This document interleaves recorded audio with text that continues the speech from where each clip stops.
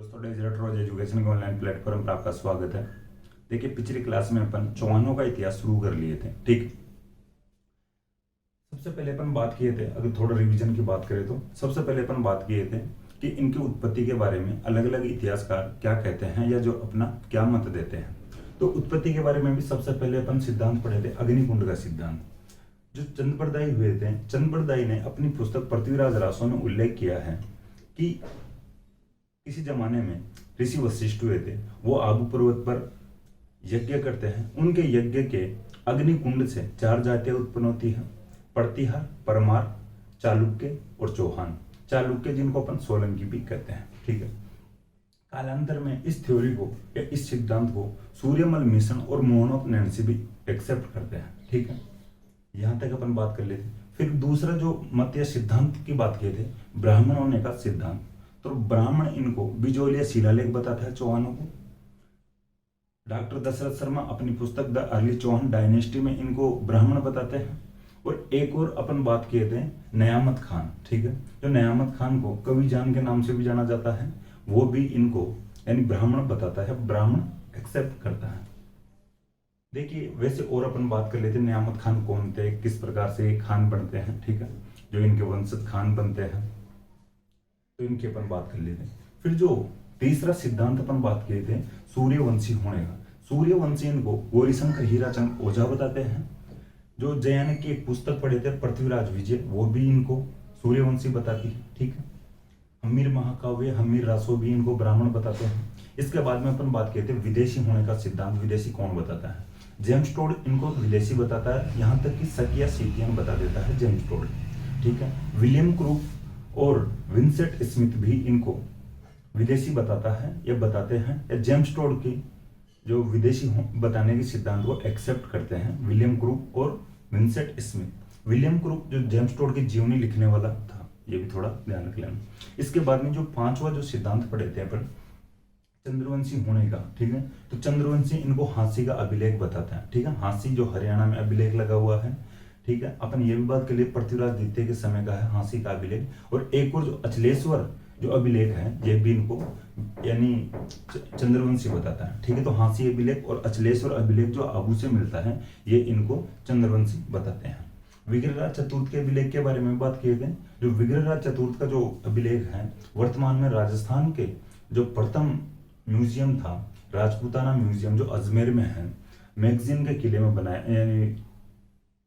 बनाया गया था, तो उसमें ये स्थित है विग्रहराज चतुर्थ का अभिलेख। ठीक है, ये मैगजीन का किला जो अकबर का किला, इसकी बात अपन पिछली क्लास में बात कर लिए थे। ठीक है, इसके बाद में अपन बात की थी चौहानों के उत्पत्ति स्थल के बारे में। देखिए चौहानों के उत्पत्ति स्थल की भी इस प्रकार से बात रही है, अलग अलग इतिहासकार अलग अलग मत दिए हैं। इनको शुरुआत में बताते हैं अनंत प्रदेश से इनका उत्पत्ति स्थल, जो सीकर से पुष्कर तक माना जाता था। ठीक है, फिर इनका जो मुख्यतः उत्पत्ति स्थल माना गया है सपाद लक्ष्य माना गया है। ठीक है, सांबर जिले के आसपास वाला क्षेत्र। ठीक है, प्रारंभ में जो चौहानों की राजधानी रहती है अहिछत्रपुर, यानी नागौर को कहा जाता था अहिछत्रपुर प्राचीन काल में। फिर जो चौहानों की बाद में राजधानी बनती है सांबर। ठीक है, सांबर में शाकंभरी माता जी का मंदिर भी है। इसी वजह से शाकंभरी माता की वजह से इनकी उपाधि रहती है चौहान राजाओं की शाकंभरी राज और शाकंभरी ईश्वर। ठीक है, रामकरण आसोपा की बात कहते हैं। रामकरण आसोपा इनको बताता है कि भाई जो सांबर झील के चारों ओर रहने के कारण इनको चहमान या चहूम और रहने के कारण इनको चौहान खा गया। ठीक है, ये बात कर लिए थे। अब इसके आगे बात की थी वासुदेव की, इनके जो मुख्य राजा हुए थे आगे उनकी बात किए थे। तो वासुदेव चौहान राज्य का संस्थापक रहता है। ठीक है, तो ये जो वासुदेव का जो एक फैक्ट, तो ये इंपॉर्टेंट है कि चौहान राज्य का संस्थापक कौन था।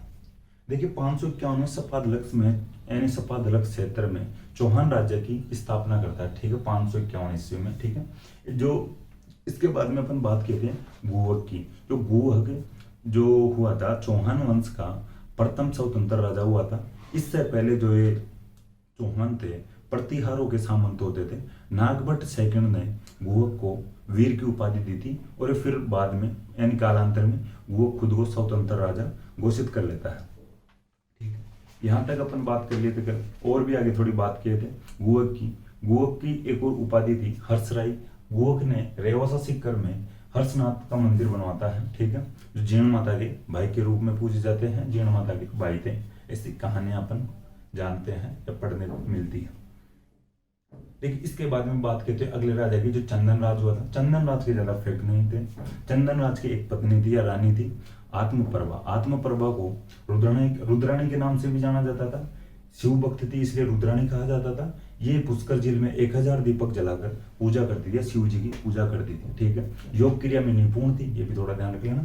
फिर इसके बाद में अपन पढ़े थे वाकपति राज। वाकपति राज के बारे में ऐसा कहा जाता है कि इन्होंने 108 युद्ध जीते थे और इनके बेटे लक्ष्मण सिंह या लखन सिंह ने 950 ईस्वी के आसपास नाडोल में जाकर अलग से चौहान राज्य की स्थापना की थी, ठीक है। विग्रहराज द्वितीय की बात भी अपन कर लेते हैं। विग्रहराज द्वितीय गुजरात के जो चालुक्य या सोलंकी राजा मूलराज को हराता है, ठीक है। गुजरात के चालुक्य या सोलंकी राजा मूलराज को हराता है, ठीक है। देखिए गुजरात के भड़ोच या भरूच में अपनी जो कुल देवी का मंदिर का निर्माण करवाता है, ठीक है, आशापुरा माता का।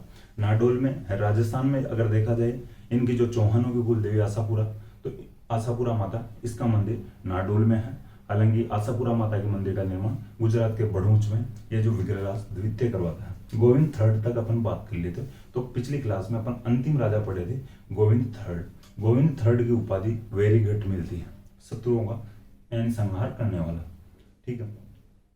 और देखिए और तो जो फरिश्ता वगैरह की अपन बात किए थे उनकी ज्यादा यहाँ पे पढ़ने की आवश्यकता नहीं है। राजस्थान के परिदृश्य में देखा जाए तो कोई आवश्यकता नहीं। देखिए फरिश्ता ने जो ऐसा कहा था कि गजनी यानी गोविंद थर्ड ने गजनी के शासक को मारवाड़ से आगे नहीं बढ़ने दिया था, ठीक है। अब बात आगे करते हैं जो अजमेर के बड़े राजा हुए हैं, या जो चौहानों के बड़े राजा हुए थे। देखिए अपन बात कर रहे हैं भी जो अजमेर साइड वाले जो चौहान हैं, ठीक है, जैसे सांबर, ठीक है, सपाद लक्स वाले जो क्षेत्र है, इस क्षेत्र के चौहानों की बात कर रहे हैं। चौहानों की अलग अलग यानी अलग अलग जो राज्य हुए हैं उनकी भी अपन बात करें। जैसे अभी बात किए थे लखन सिंह या लक्ष्मण सिंह ने नाडोल में भी चौहान राज्य की स्थापना की थी, तो अपन नाडोल की भी अपन पढ़ेंगे, ठीक है। तो अलग अलग जगह जहां पर चौहानों का जो राज्य रहा था या शासन रहा था राजस्थान में, उनकी भी अपन बात करेंगे। तो अपन पहले बात करते हैं चौहानों के जो और जो बड़े राजा हुए उनकी। तो अजय राज की बात करते हैं अजमेर में, ठीक है।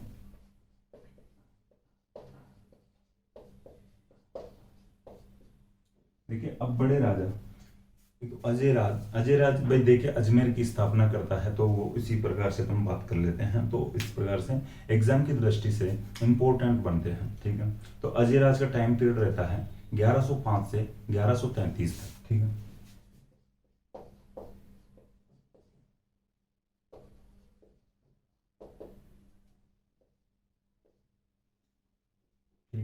अजय राज के बारे बात करें अपन, देखिए अजय राज ने 1113 में अजमेर की स्थापना की थी।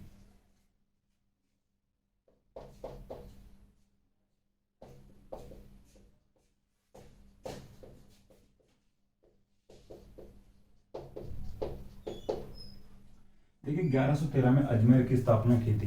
तो थोड़ी सी अपन पिछली क्लासों को भी ध्यान में रखते हुए कोई जो फैक्ट आते हैं उनको याद कर सकते हैं। एक साथ करने का मौका मिले तो कोशिश किया करो कि वापस पिछली क्लास को भी देख लिया जाना चाहिए। तो अपन बात किए थे जो और शहरों की स्थापना होती है। 1459 में जोधा जोधपुर की स्थापना करता है, 1559 में उदय सिंह उदयपुर की स्थापना करता है, और जो 1488 में बीकानेर की स्थापना करता है। 1113 में अजय राज अजमेर की स्थापना करता है, ठीक है।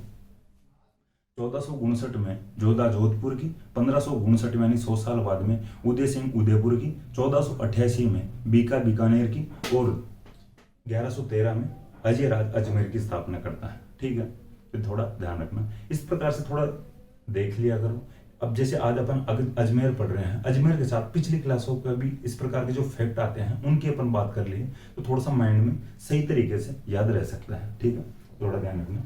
अजमेर की स्थापना 1113 में अजय राज करता है, अजमेर को राजधानी बनाता है,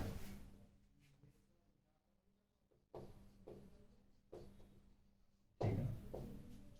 पहले तक इनकी जो राजधानियां इस प्रकार से बनती आ रही थी कि पहले जो फिर बाद में सांबर भी बन गई थी, छत्रपुर नागौर थी, फिर बाद में सांबर बन जाती है। फिर फाइनली 1113 में अजय राज अजमेर की स्थापना करता है और फिर भाई सुव्यवस्थित तरीके से शहर बसाता है, और पहाड़ियों के पास में भाई अपन सही तरीके से भाई शहर बसा लेते हैं। किसी को दुश्मन से आक्रमण भी करे तो सही जगह पर अपनी कैपिटल भी होनी चाहिए, सही जगह पर अपनी राजधानी भी होनी चाहिए। तो फिर अजमेर की स्थापना करता है और अजमेर को राजधानी बनाता है, अजमेर यानी अजयराज। देखिए अजमेर में फिर एक किले का निर्माण करवाता है। देखिए हर कोई शासक ये चाहेगा कि अपन यानी शहर स्थापित कर रहे हैं, शहर के बाद में अपन राजधानी बना रहे हैं, तो दुश्मन की सेना से लड़ने के लिए या सुरक्षा के लिए एक किला भी जरूरी होना चाहिए।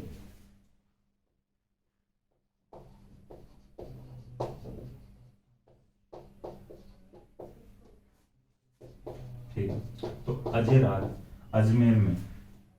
अजमेर की स्थापना करता है और अजमेर को राजधानी बनाता है, और अजमेर में अजमेरुगढ़ किले का निर्माण करवाता है। देखिए ये फैक्ट थोड़ा सा ध्यान रख लेना, वर्तमान में जो ये अजमेरुगढ़ है, ये अजमेर है, जो तारागढ़ किला है, ये जो तारागढ़ किले के नाम से जाना जाता है। तो तारागढ़ किले के नाम से तारागढ़ किले के नाम से पहले इसका नाम था अजमेरुगढ़। अपन पहले बात कर चुके थे पृथ्वीराज, जो उड़ना राजकुमार के नाम से जाना जाता था, वो अपनी पत्नी तारा को तारागढ़ किले में रखता है। उसके बाद में इस किले का नाम तारागढ़ होता है। ठीक है, ये थोड़ा ध्यान रखना। तो पृथ्वीराज उड़ना राजकुमार अपनी पत्नी तारा को अजमेरुगढ़ किले में रखता है, इस वजह से इसका नाम बदलकर तारागढ़ किया जाता है, वरना पहले इसका नाम था अजमेरुगढ़ किला। देखिए जो अजयराज थे, तो अजयराज इनकी जो एक रानी थी सोमलेखा,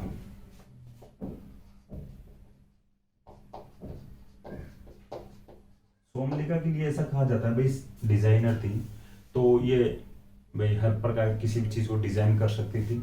तो ये जो रानी सोमलेखा के लिए ऐसा कहा जाता है, ये अजयराज के जो द्वारा चलाए गए अजमेर में जो सिक्के चलाए गए थे उनको डिजाइन करती है। ठीक है, सोमलेखा जो इनकी रानी थी, जो डिजाइनर थी, इनके सिक्कों को सोमलेखा डिजाइन करती है। तो ऐसा कहा जाता है कि अजयराज अपनी पत्नी सोमलेखा के नाम पर सिक्के चलवाता है। ठीक है, तो अजयराज अपनी रानी सोमलेखा के नाम पर सिक्के चलवाता है अजमेर में, अजमेरुगढ़ में या अजमेर में। ठीक है, ध्यान रखना। देखिए जो चौहान शासकों में सबसे पहले अगर किसी के सिक्के मिलते हैं, ठीक है, अजयराज के मिलते हैं। ठीक है, चौहान शासकों में अगर सबसे पहले अपन अब तक बात कर चुके हैं पिछली क्लास में कि कोई सिक्कों की तो बात ही नहीं आई थी। ठीक है, तो सबसे पहले चौहान शासकों के सिक्के अगर मिलते हैं तो अजयराज के मिलते हैं। अजयराज ने अपनी रानी सोमलेखा के नाम से सिक्के चलवाए थे। इसके बाद बात करें, दिगंबर जैन और श्वेतांबर जैन होते हैं। ठीक है, जैनों में दो शाखाएं होती है जैनों की, मुख्यतः दिगंबर जैन और श्वेतांबर जैन। दिगंबर जैन यानी श्वेतांबर जैन वो होते हैं जो श्वेत कपड़े श्वेत वस्त्र धारण करते हैं। दिगंबर जैन वो होते हैं जो कपड़े धारण नहीं करते, किसी भी प्रकार के कपड़े धारण नहीं करते हैं, यानी आबाद रहते हैं। ठीक है, थोड़ा ध्यान रखना। श्वेतांबर जैन यानी श्वेत कपड़े श्वेत वस्त्र धारण करते हैं, दिगंबर जैन कपड़े धारण नहीं करते हैं। दोनों शाखाएं जैन धर्म की हैं। इन दोनों शाखाओं में डिबेट होती है, शास्त्रार्थ बोलते हैं, वार्तालाप होता है, एक प्रकार से आमने सामने से वार्तालाप होता है। किसी भी कोई जो टॉपिक होता है, कोई भी जो वाद विवाद होता है, उसको शास्त्रार्थ या डिबेट बोले जाती है। तो ये जो शास्त्रार्थ होता है, अब उस शास्त्रार्थ में अजयराज अध्यक्षता करता है। देखिए इस पर ये कोई क्वेश्चन नहीं पूछेगा, लेकिन थोड़ा समझने की बात है, ये जैनों की दो शाखाओं के शास्त्रार्थ में अध्यक्षता करता है। तो इसका मतलब यह है वह ये अध्यक्षता कर रहा है, तो इसको जैन समुदाय या जैन धर्म के बारे में नॉलेज तो काफी है। ये दो शाखाओं में किसी भी टॉपिक को लेकर, जैनों के जो भी कोई टॉपिक होते हैं उनको लेकर कोई वार्तालाप चल रहा है, शास्त्रार्थ चल रहा है, और उसमें निर्णय देने वाला या उसकी अध्यक्षता करने वाला अजयराज है। तो इसका मतलब इसको यानी नॉलेज तो काफी है जैन धर्म का। देखिए आज भी कोई जैसे जज मान लो, किसी भी मुद्दे का अगर भाई दो पक्षों में विवाद होता है तो अलग अलग वकील लड़ते हैं उनकी तरफ से, और जज होता है उनको डिसीजन देने वाला। तो इसका मतलब यह होता है कि भाई वो जो मामला चल रहा है दोनों पक्षों में, उनके बारे में जो लास्ट जो अंतिम निर्णय देना है वो जज देगा। तो इसका मतलब यह है कि संविधान का नॉलेज जज को है ज्यादा। तो इसका मतलब यह हुआ कि भाई अजयराज भी इनकी अध्यक्षता करता है, तो इनको भी, ये अजयराज को भी जैन धर्म के बारे में अच्छा नॉलेज है। ठीक है, देखिए अब बात आए और आगे अजयराज की। तो अजयराज ने अजमेर में यानी पार्श्वनाथ मंदिर, ठीक है, जो पार्श्वनाथ मंदिर को एक स्वर्ण कलश भेंट किया था। ठीक है, ये भी थोड़ा सा इस बात की ओर झुकाव करता है या इस बात को दर्शाता है कि भाई जो अजयराज है जैन धर्म के बारे में भी ज्यादा सोचता है या जैन धर्म के बारे यानी तरफ भी झुकाव रखता है। ठीक है, तो पार्श्वनाथ मंदिर,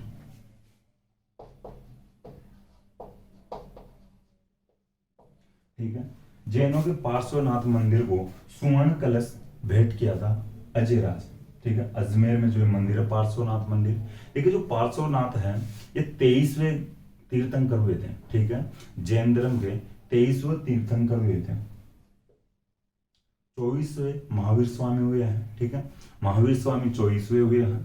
देखिए 21वां, 22वां, 23वां और 24वां थोड़ा याद रख लिएगा। नेमिनाथ 21वें हुए थे और अरिष्ट नेमिनाथ 22वें हुए थे। ठीक है, जैन धर्म के 21वें तीर्थंकर नेमिनाथ हुए थे और 22वें अरिष्ट नेमिनाथ हुए थे। और जो 23वें हुए थे पार्श्वनाथ जी हुए थे, 24वें महावीर स्वामी हुए थे। देखिए संस्थापक की भी अगर बात आए, संस्थापक तो ज्यादातर स्टूडेंट याद रख लेते हैं, ऋषभ देव जी, आदिनाथ जी। ठीक है, तो ऋषभ देव जी संस्थापक हुए थे जैन धर्म के। तो ये थोड़ी सी बात थी जैन धर्म की भी, ये भी बात आ गई। ठीक है, देखिए अजयराज की और थोड़ी बात करें तो अजयराज के लिए ऐसा कहा जाता है ये गर्जन मातंगों को हराता है। ठीक है, गर्जन मातंगों को हराता है।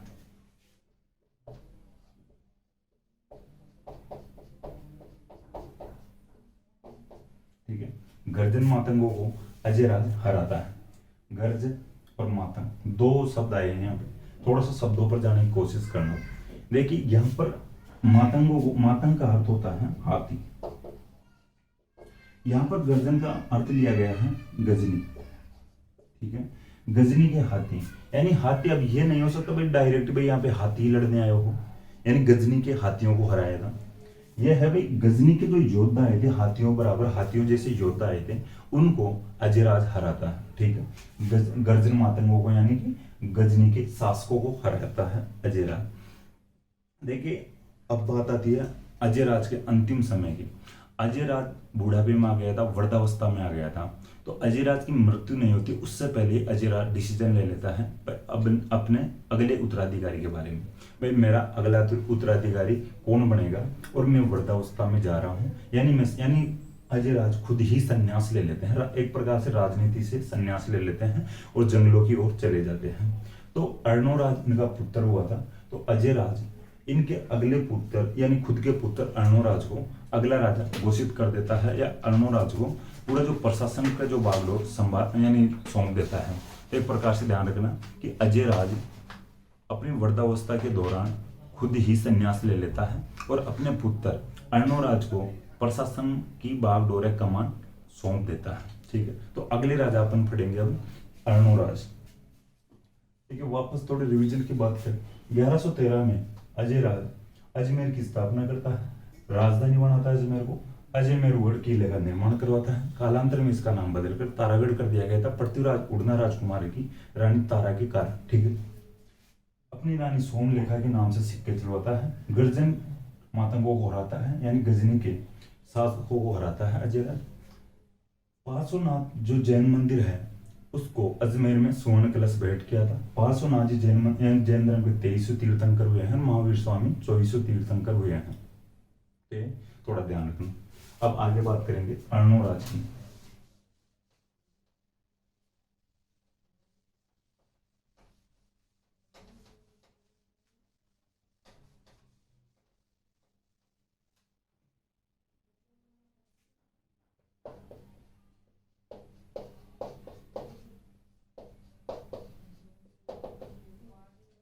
अजयराज का पुत्र था अर्णोराज, लिखना चाहो तो लिख लेना पिता अजयराज। अर्णोराज का टाइम पीरियड रहता है 1133 से 1155 तक। ठीक है, 1133 से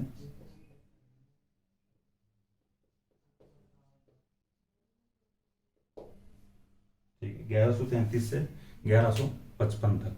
अर्णोराज को आनाजी भी कहा जाता था, ये थोड़ा ध्यान रख लेना, ब्रैकेट में लिख लेना साइड में, अर्णोराज ब्रैकेट में आनाजी। अर्णोराज ने 1135 में अजमेर में तुर्क सेना को हराया था। ठीक है,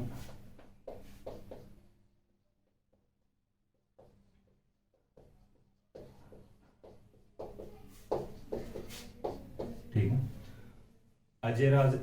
अर्णोराज ने 1135 में अजमेर में तुर्क सेना को हराता है। जिस जगह पर हराया गया था, यानी भगा भगा के हराया था अर्णोराज तुर्क सेना को, खूब मारकाट हुई थी, खूब खून खराबा हुआ था। ठीक है, काफी मात्रा में खून खराबा होता है। जिस जगह पर भाई ऐसी देखिए बातें आती है, अपने को पढ़ने को मिलता है, थोड़ा ध्यान रखना। जिस जगह पर ये युद्ध होता है, ये लड़ाई होती है, तो चौहान शासकों, सेनापतियों और यहाँ की जनता के द्वारा इस प्रकार की बातें की गई कि यहाँ पे काफी खून खराबा हुआ है, तुर्क सेनाओं का यहाँ पे खून बहा है, इस खून को अपने को धोना चाहिए, एक प्रकार से साफ करना चाहिए इस जगह को। तो इस जगह को धोना चाहिए। ये मान लो ये यहाँ पर युद्ध होता है, यहाँ पे युद्ध होता है, खून खराबा होता है। ये लोग प्लान करते हैं, चौहान जो शासक है, चौहान जो सेना थी, चौहानों की जो सेना थी, कि इस क्षेत्र को अपने को धोना चाहिए। तो यहाँ पर एक झील का निर्माण करवा देते हैं। ठीक है, जो अर्णोराज एक झील का निर्माण करवा देते हैं कि भाई साफ पानी से धो लेंगे इस क्षेत्र को, और इस क्षेत्र पर अपन एक झील ही बनवा देंगे जिस क्षेत्र में लड़ाई होती है तुर्क सेना और चौहानों के बीच में। इन तुर्कों को हराया था अर्णोराज ने। तो इस क्षेत्र में एक झील का निर्माण करवाया जाता है, आना सागर। आना सागर झील के लिए ऐसा कहा जाता है कि कोई चंद्रा नदी आती थी पुष्कर के जंगलों से, या पुष्कर साइड से एक नदी आती थी, चंद्रा नदी। ठीक है, इस चंद्रा नदी के पानी को रोककर और आना सागर झील का निर्माण करवाया गया था अर्णोराज के द्वारा। तो ये थोड़ा ध्यान रखना, तुर्क सैनिकों को यहाँ पर हराया था, और इसी क्षेत्र में या इसी स्थान पर अर्णोराज ने कालांतर में आना सागर झील का निर्माण करवाया था, पुष्कर से आने वाली चंद्रा नदी के पानी को रोककर। देखिए, और थोड़ी सी बात करें, एक इन्होंने वराह मंदिर का निर्माण करवाया था। वराह विष्णु का अवतार होता है। ठीक है, वराह जो विष्णु, भगवान विष्णु का अवतार होता है। अर्णोराज ने पुष्कर में वराह मंदिर का निर्माण करवाया था।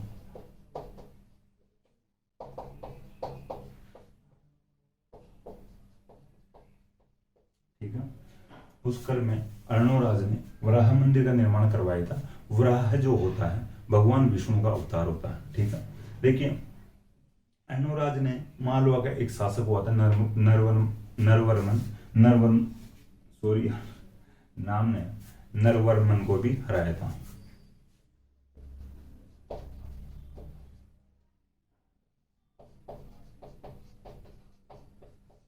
ठीक है, मालवा का शासक था नरवर्मन।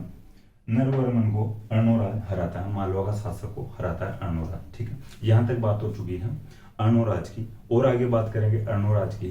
अर्णोराज और कहां कहां पर युद्ध लड़ता है बाहर की जो और रियासतों में। देखिए, मालवा की अपन बात करें तो मालवा के नरवर्मन को हराता है।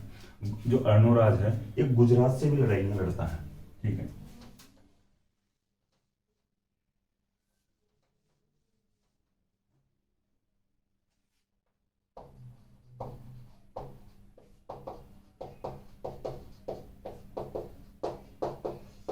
ठीक है। अब गुजरात से लड़ाई की बात करते हैं। गुजरात के साथ इसके संबंध किस प्रकार से रहते हैं, एक गुजरात से किस प्रकार से संघर्ष करता है। तो अर्णोराज के गुजरात से संघर्ष की अपन बात कर रहे हैं। गुजरात का एक सिद्धराज जयसिंह शासक था।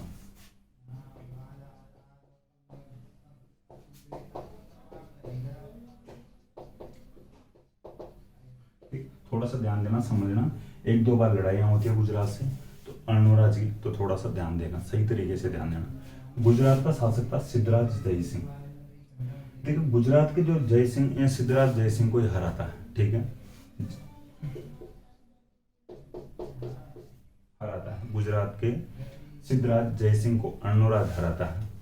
देखिए, जो ये सिद्धराज जयसिंह हार जाता है, हारने के बाद में फिर ये संधि करता है सिद्धराज जयसिंह, संधि करता है अर्णोराज से। इन दोनों के बीच में संधि होती है। इन दोनों के बीच में जब संधि होती है तो अपन पहले भी बात कर चुके हैं, संधि होती थी तब राजीनामा होता था। एक प्रकार से संधि को बरकरार रखने के लिए आपस में विवाह संबंध स्थापित कर लिए जाते थे।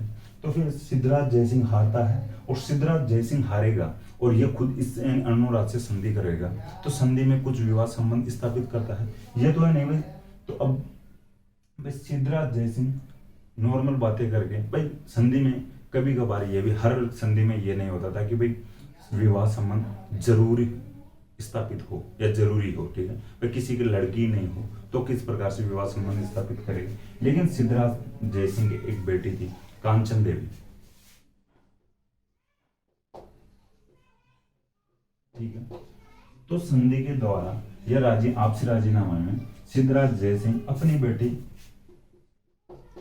कांचन देवी की शादी अर्णोराज से कर देता है, ठीक है, ये ध्यान रखना। गुजरात के सिद्धराज जयसिंह को अर्णोराज हराता है, बाद में संधि की जाती है और सिद्धराज जयसिंह अपनी बेटी कांचन देवी की शादी या विवाह अर्णोराज से कर देता है, ठीक है।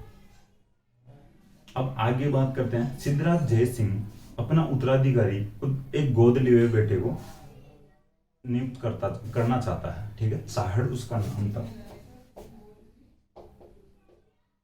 ठीक है। ये चाहड़ था जो सिद्धराज जयसिंह का गोद लिया हुआ बेटा था। सिद्धराज जयसिंह चाहता था भाई मैं, मेरा उत्तराधिकारी अगला राजा मेरे गोद लिए हुए बेटे चाहड़ को बनाना चाहता हूँ। अब जो गुजरात वाले लोग थे या गुजरात के जो सेनापति और जनता थी वो नहीं चाहती थी कि भाई चाहड़ राजा बने, गोद लिया हुआ बंदा राजा नहीं बनना चाहिए। जो भी कोई चालुक्य बंदा हो तो उसको यानी अगला राजा या अगला उत्तराधिकारी घोषित कर सकते हैं। तो उस समय जो चालुक्य उम्मीदवार था कुमारपाल चालुक्य था,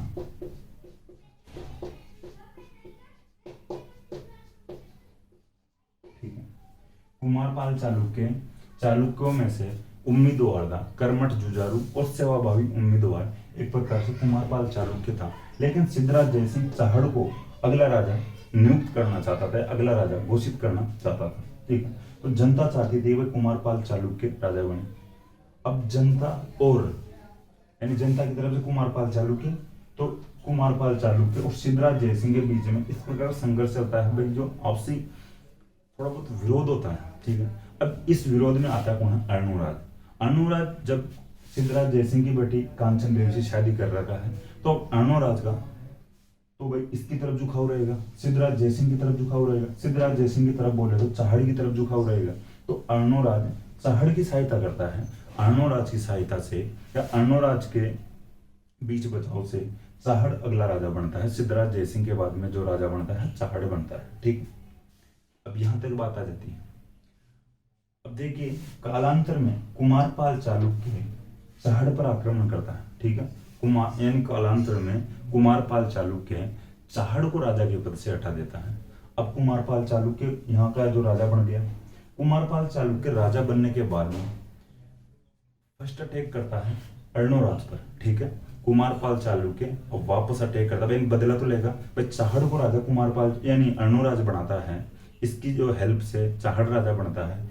कुमारपाल चालुक्य का विरोध करना हुआ तो कुमारपाल चालुक्य चाहड़ को हटा देता है। तो फिर भाई कुमारपाल चालुक्य को लगता है भाई अपन पहले ही राजा बन जाते, लेकिन अर्णोराज के बीच में आने से अपन पहले राजा नहीं बने थे, तो चलो अपन अर्णोराज के खिलाफ अजमेर पर अटैक करते हैं। कुमारपाल चालुक्य अजमेर पर अटैक करता है यानी अर्णोराज पर अटैक करता है। अब हार जाता है अर्णोराज, हार जाता है, ठीक है। तो कुमारपाल चालुक्य इधर अर्णोराज पर अटैक करता है, कुमारपाल चालुक्य के सामने अर्णोराज हार जाता है। अब क्या होगा? जिस प्रकार से अर्णोराज सिद्धराज जयसिंह की बेटी कांचन देवी से शादी किया था, वैसे ही अब कुमारपाल चालुक्य को कुछ तो इस प्रकार का चाहिए। कुमारपाल चालुक्य से अर्णोराज हार चुका था, अब हारने के बदले में वापस कोई राजीनामा हो तो फिर वो आप वापस यानी विवाह संबंध स्थापित करो। तो विवाह संबंध, इसके भी एक बेटी थी, ठीक है। देखिए इसकी जो बेटी थी, जो अर्णोराज की जो बेटी थी, उसका नाम था जालहन देवी,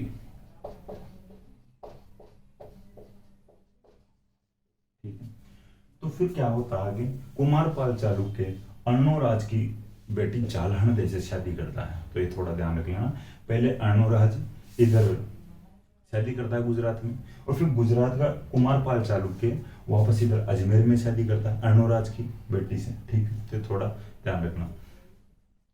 तो इस प्रकार से आपसी एक प्रकार से अदला बदली हो गई या बदला हो गया, कुमारपाल चालुक्य इधर बदला ले लेता है। ठीक है, अब बात आती है कि अर्णोराज यानी कुमारपाल चालुक्य अब आगे क्या करता है। अर्णोराज को तो हरा दिया, कुमारपाल चालुक्य अजमेर के तुरंत बाद में फिर अटैक करता है या इधर जो आक्रमण करता है चित्तौड़ की तरफ आता है। ठीक है, कुमारपाल चालुक्य चित्तौड़ की तरफ आता है, और जो चित्तौड़ में अपन कुंभा के समय से बात किए थे। ठीक है, तो देखिए अपन मेवाड़ जब पढ़ रहे थे उस समय एक मंदिर की बात की थी, समिदेश्वर मंदिर। ठीक है, त्रिभुवन नारायण मंदिर, उसको समिदेश्वर मंदिर बाद में उसका नाम बदल दिया गया था। तो त्रिभुवन नारायण मंदिर था, उस त्रिभुवन नारायण मंदिर का जो नाम बदला गया था समिदेश्वर मंदिर, वो जो नाम बदला था वो ये बंदा ये था। ठीक है, अपन पहले बात कर चुके जब मेवाड़ पढ़ रहे थे उस समय। तो अजमेर आक्रमण के बाद कुमारपाल चालुक्य तुरंत चित्तौड़ जाता है और त्रिभुवन नारायण मंदिर का नाम बदलकर समिदेश्वर मंदिर करता है। वो समिदेश्वर मंदिर ये कुमारपाल चालुक्य नाम बदलता है। ठीक है, त्रिभुवन नारायण जो ये भोज परमार ने ये त्रिभुवन नारायण मंदिर बनवाया था, और जो त्रिभुवन नारायण थी जो भोज परमार की उपाधि हुआ करती थी। ठीक है, तो थोड़ा ध्यान रख लेना। तो ये त्रिभुवन नारायण मंदिर का नाम चित्तौड़ में बदला था, जो कौन बदला था, कुमारपाल चालुक्य बदलता है, ये जो गुजरात का था। अपन ये पूरी बात भी अपन पहले मेवाड़ पढ़ रहे थे उस समय बात कर लिए थे। इसके बाद में बात करें अर्णोराज के कोई यानी एक दो दरबारी विद्वानों की बात करें तो दरबारी विद्वान थे देवघोष और धर्मघोष।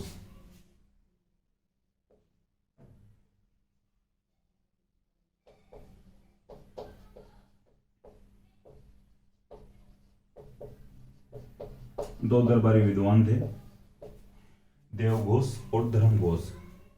तो ये देवघोष नहीं, ये देवबोध है।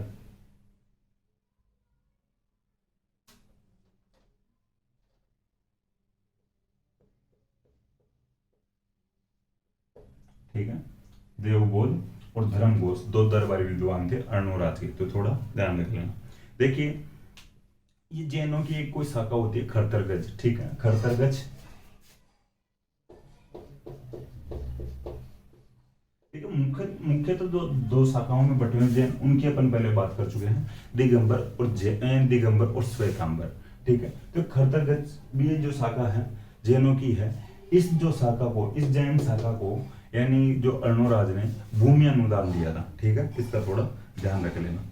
तो भाई देखिए ये बातें इस प्रकार की जो बातें दर्शाती हैं, इस प्रकार के जो भाव दर्शाती हैं, जो राजा थे जो ओनली हिंदू धर्म को ही नहीं मान रहे थे, कहीं ना कहीं इन धर्मों को, जैन और बौद्ध धर्मों को भी बढ़ावा दे रहे थे। हालांकि ऐसा माना जाता है जैन और जो बौद्ध है ये जो धर्म है ये हिंदू धर्म से ही निकल कर बने हुए हैं। ठीक है, ये हिंदू धर्म से ही बने हुए हैं, थोड़ा ध्यान रखना। अर्णोराज भी जैनों की खरतरगज शाखा को भूमि अनुदान देता है।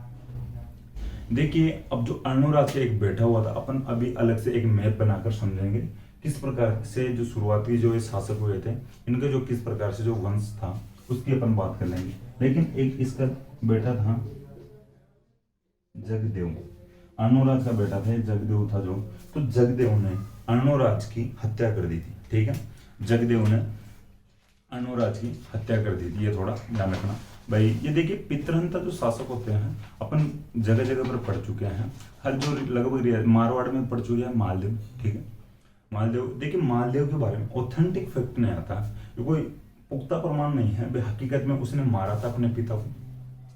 ठीक है, तो ये थोड़ा ध्यान रखना। और जो उधर अपन बीकानेर में भी बात कर चुके, यानी मारवाड़ में और भी बात किए थे, जैसे मारवाड़ में किसकी बात किए थे, जो अभय सिंह और उसका भाई था। ठीक है, भक्त सिंह, तो भक्त सिंह ने भी अपने पिता अजीत सिंह को मारा था। ठीक है, तो भक्त सिंह वैसे बाद में राजा तो बन जाता है उधर नागौर का, और अभय सिंह जोधपुर का बन जाता है। तो देखिए किसी कोई रियासत हो या कुछ जगह पर या कुछ हालातों में किसी बंदे को एक्सेप्ट कर लिया जाता है, कोई गलत होगा तो भी किसी को एक्सेप्ट कर लिया जाए और कहीं ना कहीं उसको अस्वीकार कर दिया जाता है। ठीक है, जैसे ये जगदेव था, ये जगदेव अर्णोराज की हत्या कर देता है, तो वापस वही बात, जनता इसे स्वीकार नहीं करती है। ठीक, तो आगे अपन बात करेंगे कि थोड़ा सा अब बात हो गई अर्णोराज की कंप्लीट हो गई है।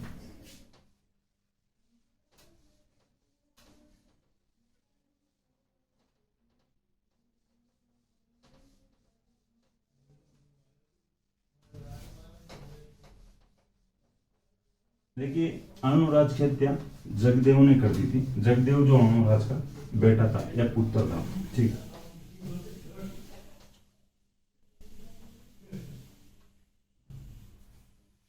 अब आगे राजा बनता है विग्रहराज चतुर्थ, ठीक है। विग्रहराज चतुर्थ की अपन बात कर लेते हैं।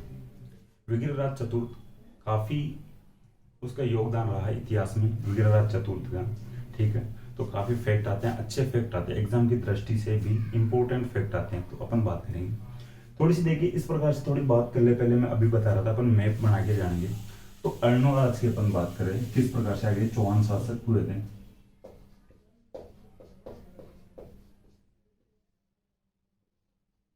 ठीक है, देखिए अर्णोराज के दो रानियां थी।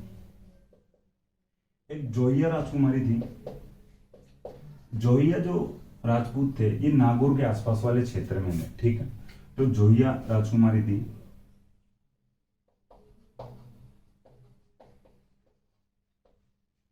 ठीक है, जो अर्णोराज के दो रानियां थी, दोनों की अपन बात करेंगे, ठीक है। तो ये जो जोहिया राजकुमारी थी इसका नाम था सुधुआ,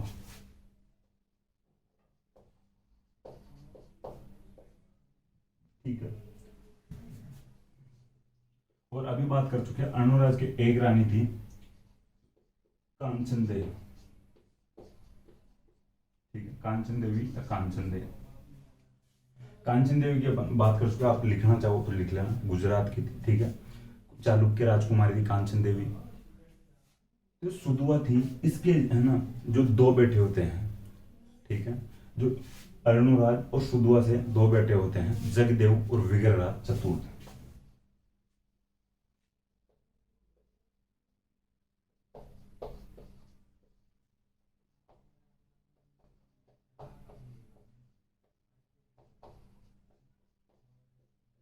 ठीक है, अर्णोराज और सुधुआ से दो बेटे होते हैं, जगदेव और विग्रहराज चतुर्थ। विग्रहराज चतुर्थ छोटा बेटा था और जगदेव बड़ा बेटा था, ठीक है। अब जगदेव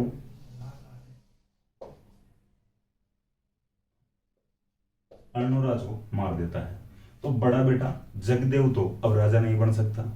जगदेव को जनता एक्सेप्ट नहीं करती है, तो फिर राजा कौन बनेगा? विग्रहराज, ये जो दूसरा बेटा था ये राजा बनता है, ठीक है। विग्रहराज चतुर्थ राजा बन जाता है। विग्रहराज चतुर्थ के और जगदेव के एक बेटा था,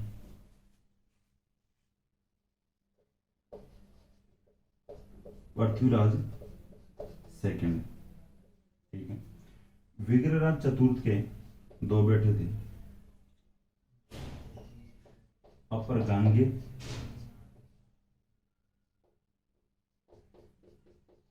नागार्जुन, ठीक है। थोड़ा ध्यान रखना, विग्रहराज चतुर्थ के दो बेटे थे, अपर गांगे और नागार्जुन। पृथ्वीराज सेकंड जगदेव का बेटा था, ठीक है। इधर की अपन बात कर लेते हैं कांचन देवी की।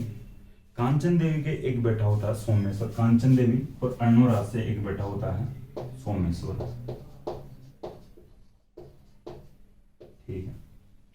सोमेश्वर अपने ननिहाल में रहता है। अपने ननिहाल में रहता है तो उमारपाल चालुक्य की तरफ से एक लड़ाई लड़ता है, अपन आगे बात करेंगे, ठीक है। अपने ननिहाल में रहते हुए इसने एक जो भी कर्पूरी देवी से शादी कर ली थी, ठीक है।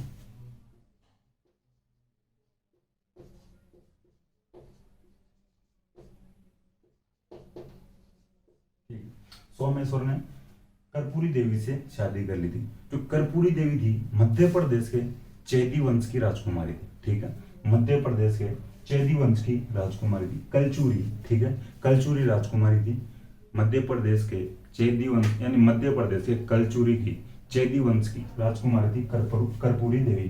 तो सोमेश्वर कर्पूरी देवी से शादी कर लेता है। सोमेश्वर के दो बेटे होते हैं, पृथ्वीराज थर्ड और हरिराज।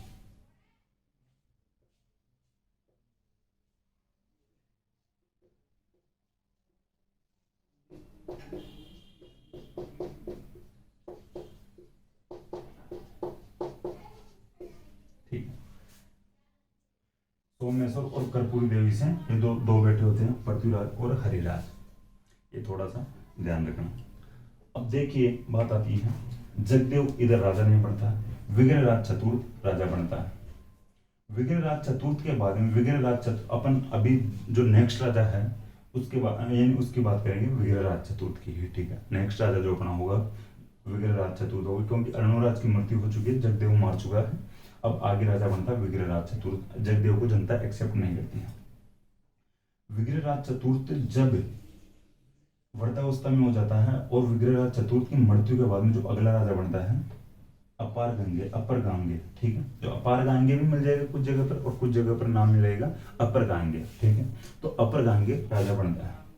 अब जगदेव का बेटा पृथ्वीराज सेकंड था।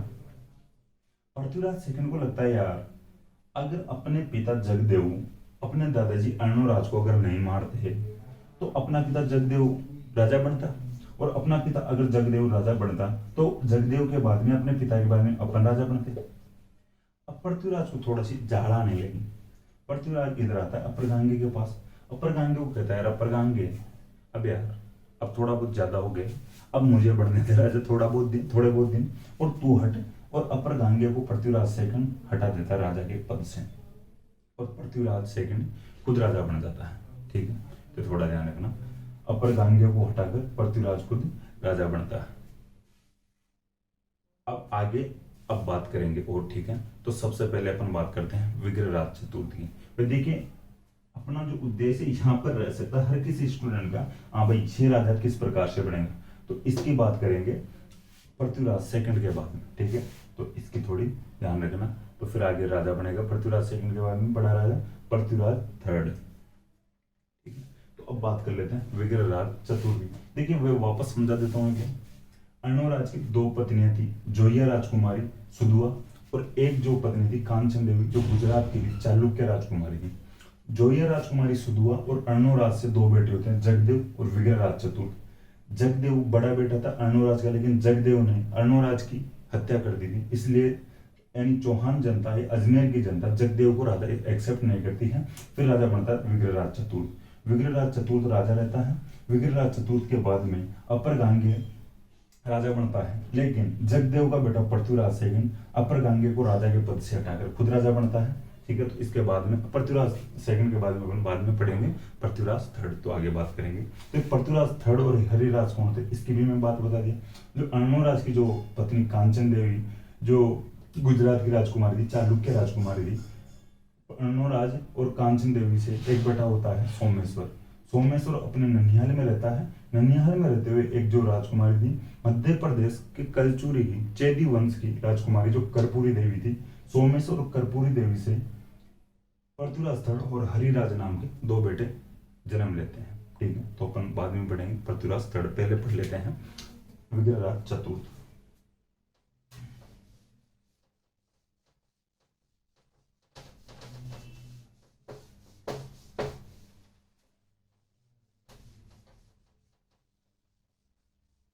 ठीक है, विग्रहराज चतुर्थ के बारे में ज्यादातर स्टूडेंट यहाँ तक जानते हैं कि तो हरकेली नाटक, ठीक है, और उसकी उपाधियों के बारे में जान लेते हैं, और एक 2.5 दिन का डोंपड़ा जो संस्कृत पाठशाला थी पहले जो विग्रहराज चतुर्थ ने बनवाई, ठीक है, इनके बारे में जान लेते हैं। लेकिन कुछ जो फैक्ट होते हैं और भी इनके बारे में जानना आवश्यक होता है उनके बारे में ज़्यादा ध्यान नहीं दे पाते हैं, ठीक है।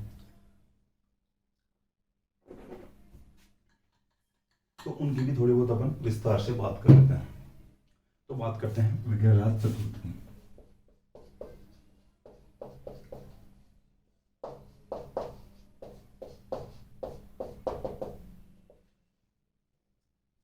विग्रहराज चतुर्थ का जो टाइम पीरियड लिख लेना आपका हो तो 1153 से 1163 तक, ठीक है। 1153 से 1163 तक, कुछ जगह पर अपने को मिल जाए 1158 से 1163 तक, ठीक है। दोनों लिखना चाहो तो दोनों लिख लेना, 1153 से 1163 यानी कि 10 साल, और कुछ जगह पर अपने को मिलेगा 1158 से 1163 तक, ठीक है। तो आप दोनों लिखना चाहो तो दोनों लिख लेना। जो नई बुक्स हैं जो एनसीईआरटी की तो उनमें 1158 से 1163 दे दिया भाई इस बार, तो थोड़ा ध्यान रख लेना, जो भी आई वो आप क्लियर कर लेना। लेकिन अंतिम जो टाइम है दोनों का, दोनों जगह का, दोनों में अंतिम जो सन है 1163 है, ये थोड़ा ध्यान रख लेना। एक में 1153 से 1163 और जो नई जो सन दे रखे हैं जो टाइम पीरियड का वो दे रखा है 1158 से 1163। तो आप लिखना चाहो तो लिख लेना। अब बात आती है इन जो पहले बात कर चुके हैं डॉक्टर दशरथ शर्मा की, तो डॉक्टर दशरथ शर्मा अपनी पुस्तक द अर्ली चौहान डायनेस्टी में लिखते हैं कि जो विग्रहराज चतुर्थ का जो टाइम पीरियड था, शासनकाल था, अजमेर के चौहानों का या सपादलक्स के चौहानों का स्वर्ण काल था, गोल्डन पीरियड। ठीक है,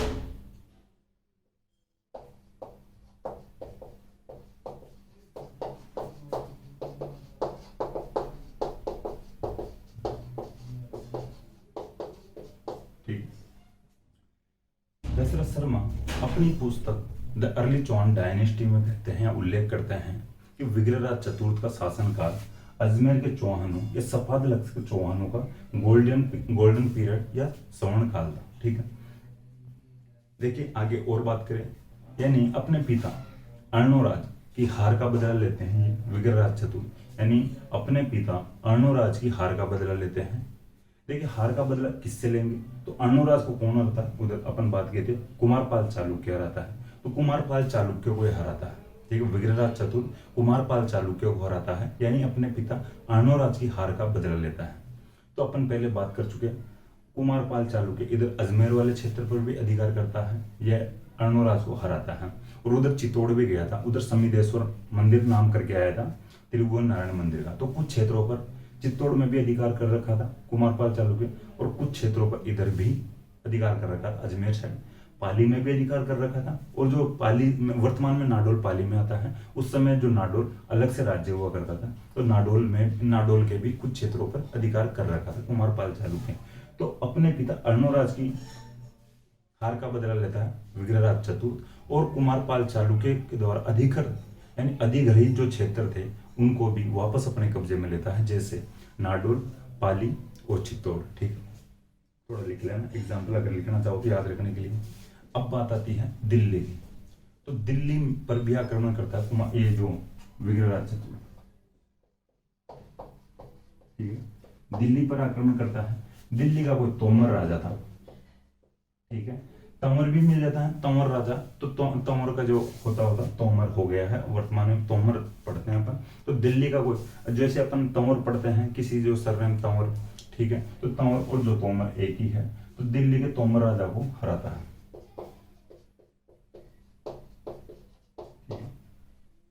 दिल्ली के तोमर राजा को हराता है, और दिल्ली में एक अभिलेख लगवाता है। ठीक है, शिवालिक अभिलेख। ठीक है, शिवालिक अभिलेख।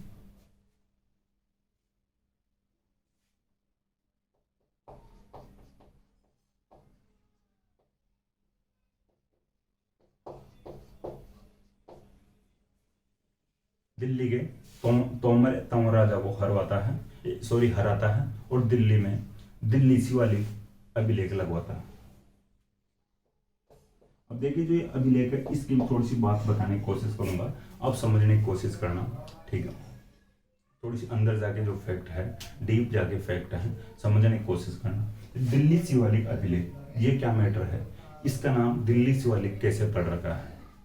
देखिए अशोक ने अलग अलग जगह पर, खूब जगहों पर अभिलेख लगवाए थे। देखिए अशोक के जो अभिलेख पढ़ते हैं तो उनको पढ़ने के लिए अलग से टाइम चाहिए होता है अपने को, खूब अभिलेख लगवाता है अशोक के लेख तो इस प्रकार से मिलते हैं, व्रत लेख, लघु व्रत लेख। ठीक है, लघु और व्रत लेख। ठीक है, जैसे छोटे और बड़े, व्रत शिलालेख और लघु शिलालेख। ठीक है, तो इस प्रकार से अपने को पढ़ना पड़ता है। बहुत अभिलेख लगवाया था अशोक, कहीं पर भी कुछ भी जो भी जानकारी थी खुद के बारे में, तो अशोक हर जगह पर अभिलेख लगवाता है। बहुत से अभिलेख थे अशोक के, तो अलग अलग अगर पढ़ना चाहो तो आप पढ़ सकते हो अलग से। ठीक है, तो देखिए अशोक ने टोपरा में एक अभिलेख लगवाया था। ठीक है, टोपरा में, जो टोपरा हरियाणा में आता था उस समय। ठीक है, वर्तमान में जो यमुनानगर जिले में आता है टोपरा। ठीक है, शायद यमुनानगर जिला लगता है टोपरा के, जो हरियाणा में था। टोपरा में अशोक ने अभिलेख लगवाया था खुद का। अशोक खुद की जानकारी लिखवाता है उस अभिलेख में। तो जो विग्रहराज चतुर्थ थे, विग्रहराज चतुर्थ दिल्ली पर अधिकार कर लेते, तोमर राजा को हरा देते हैं। तो फिर देखिए उधर टोपरा के उधर शिवालिक पहाड़ियां भी लगती हैं, जैसे मान लो ये टोपरा है, शिवालिक पहाड़ियां लगती हैं, और जो उत्तर प्रदेश वाला जो सहारनपुर वाला जो क्षेत्र वो भी इधर टच करता है टोपरा के। ठीक है, इधर से राजस्थान की तरफ से जो विग्रहराज चतुर्थ जाता है दिल्ली की तरफ और दिल्ली पर भी अधिकार कर लेता है। तो यहाँ पर जो ये टोपरा वाला अभिलेख था इसके जो शिवालिक की पहाड़ियां टच करती थी या शिवालिक पहाड़ियों वाला क्षेत्र भी यहाँ तक आता था। तो इस क्षेत्र पर जो ये जो अभिलेख लगा हुआ था अशोक का, अशोक वाले अभिलेख के जस्ट नीचे ही या अशोक के अभिलेख में ही, ठीक है, जैसे जहां पर जगह मिली वहां पर विग्रहराज चतुर्थ खुद की भी उपलब्धियों के बारे में लिखवा देता है। ठीक है, भाई मैंने ऐसे ऐसे ये उपलब्धियां पाई है और मैंने तुर्क शासकों को यानी भगाया है। ठीक है, पूरे आर्यावर्त यानी जो भी भारत का जो क्षेत्र आता था वे आर्यों की जो भूमि है ये पूरा आर्यावर्त है, यहाँ से तुर्क शासकों को भगाया है, हराकर भगाया है। तो ये बातें इस अशोक वाले अभिलेख के नीचे लिखवा देता विग्रहराज चतुर्थ। ठीक है, एक अशोक का और अभिलेख था मेरठ अभिलेख। इस अभिलेख का यहाँ पे कोई मतलब नहीं है, यहाँ पे ओनली मैं थोड़ी सी बात बता दूंगा। तो ये जो टोपरा अभिलेख,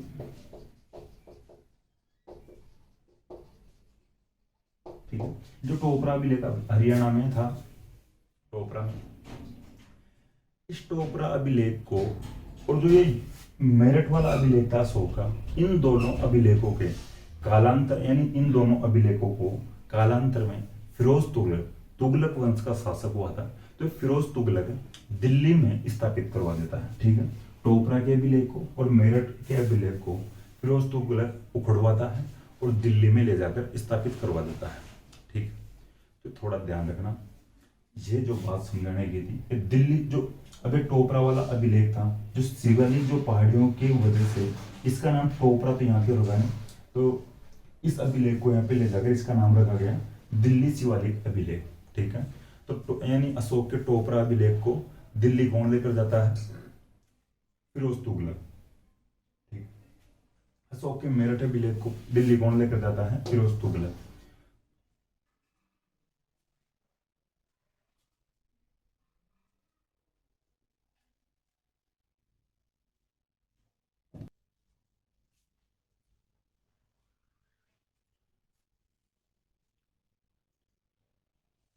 देखिए भाई वो थोड़ा लाइट का इश्यू हो गया था, तो चलो अपन आगे रेगुलर करते हैं।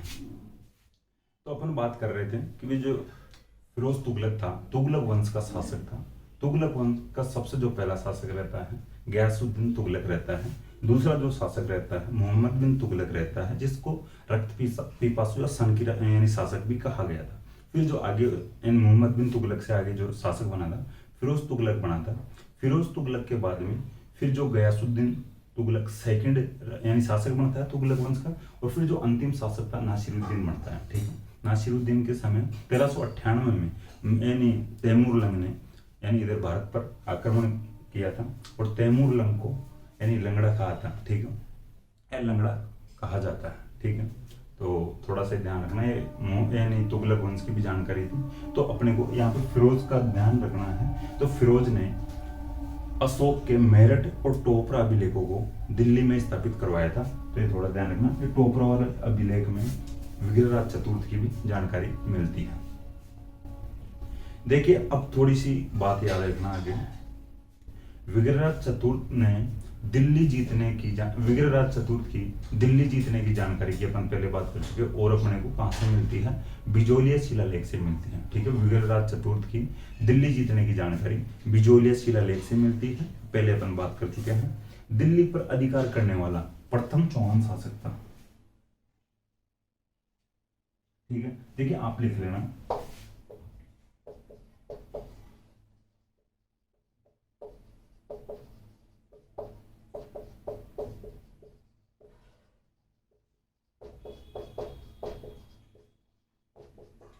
विग्रहराज चतुर्थ से पहले दिल्ली पर कोई चौहान शासक अधिकार नहीं कर पाया था। तो विग्रहराज चतुर्थ दिल्ली पर अधिकार करने वाला प्रथम चौहान शासक था। अब और आगे बात आती है जो इंपॉर्टेंट होती है, एग्जाम के लिए सभी स्टूडेंट पढ़ने की कोशिश करते हैं। अजमेर में एक पाठशाला का निर्माण करवाता है, संस्कृत पाठशाला का निर्माण करवाता है विग्रहराज चतुर्थ। संस्कृत पाठशाला का जो परिसर है, जो कैंपस है, उसी में एक मंदिर भी बनवाता है, सरस्वती माता जी का मंदिर।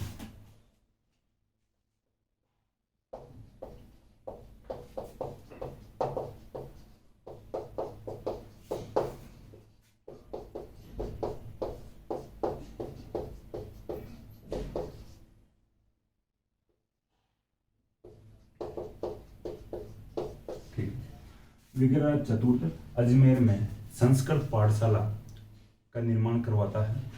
यानी सरस्वती कंठाभरण पाठशाला था इसका नाम, अगर पूरा लिखना चाहो।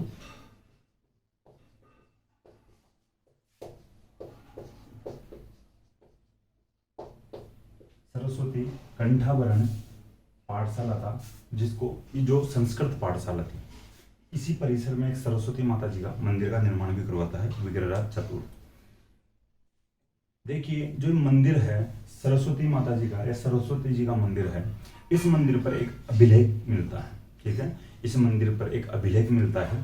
जो वो अभिलेख जो मिलता है वर्तमान में अजमेर के जो राजपूताना म्यूजियम में रखा हुआ है, जिसकी अपन पिछली क्लास में और आज भी बात कर चुके हैं। ठीक है, जो विग्रहराज चतुर्थ का जो अभिलेख की बात किए थे कि वर्तमान में अजमेर के राजपूताना म्यूजियम में रखा हुआ है, तो वो इस मंदिर से मिलता है। ठीक है, सरस्वती कंठाभरण पाठशाला परिसर में जो सरस्वती जी का मंदिर मिलता है, यहाँ से एक अभिलेख मिलता है जो वर्तमान में राजपूताना म्यूजियम में अजमेर में रखा हुआ है। ये थोड़ा ध्यान रखना।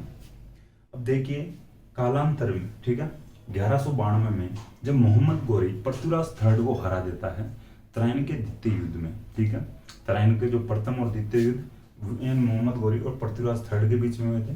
पृथ्वीराज थर्ड जो प्रथम युद्ध को जीतता है, यानी 1191 वाला जो प्रथम युद्ध हुआ था उसको जीतता है। 1192 में तराइन का द्वितीय युद्ध हुआ था, उसको पृथ्वीराज थर्ड हारता है। मोहम्मद गोरी इधर कब्जा कर लेता है और मोहम्मद गोरी का एक बड़ा सेनापति था, एक मोहम्मद गोरी की तरफ से एक अच्छा सेनापति था, उसको यहाँ की जिम्मेदारी सौंपता है।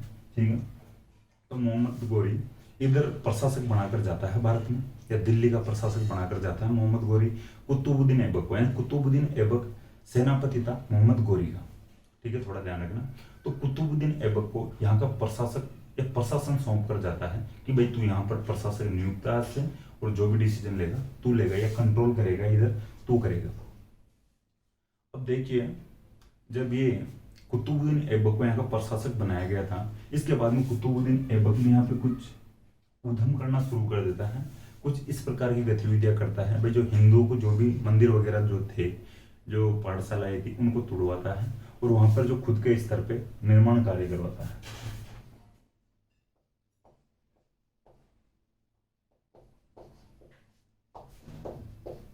कुतुबुद्दीन ऐबक इसको तुड़वाता है। ठीक है, संस्कृत पाठशाला को कुतुबुद्दीन ऐबक तुड़वाता है, जो मोहम्मद गोरी का सेनापति था। इस पाठशाला को तुड़वा कर इसकी जगह पर क्या बनवाता है,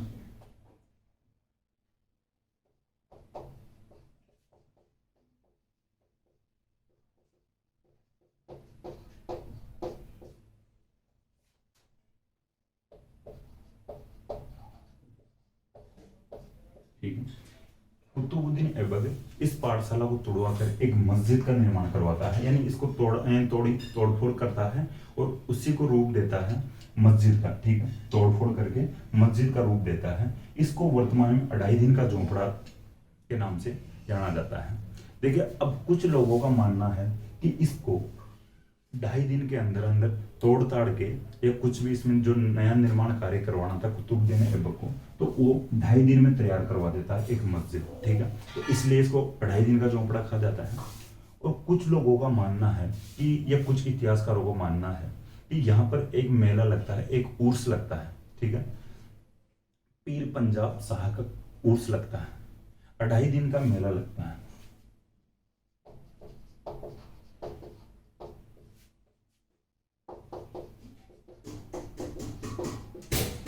तो इस प्रकार से थोड़ा ध्यान रखना, 2.5 दिन का झोंपड़ा क्यों कहा जाता है इसको। कुछ इतिहासकारों को मानना है कि यहाँ पर इस जो बिल्डिंग को तोड़ के, ये संस्कृत पाठशाला को तोड़ के और 2.5 दिन के अंदर कुतुबुद्दीन ऐबक मस्जिद बनवा देता है। और कुछ इतिहासकारों को मानना है कि यहाँ पर उर्स लगता है, पीर पंजाब शाह का उर्स लगता है। ठीक है, मेला लगता है। तो थोड़ा ध्यान रखना। इस मेले को, उस उर्स को 2.5 दिन का मेला कहा जाता है। उर्स मेले का ही रूप है। अपने जो मेले कहते हैं, हिंदू धर्म में मेले कहते हैं, उधर मुस्लिम धर्म में उर्स कहते हैं। ठीक है, थोड़ा ध्यान रखना। अब बात आती है विग्रहराज चतुर्थी और विग्रहराज चतुर्थ और क्या करवाता है। विग्रहराज चतुर्थ बीसलपुर नगर की स्थापना करवाता है।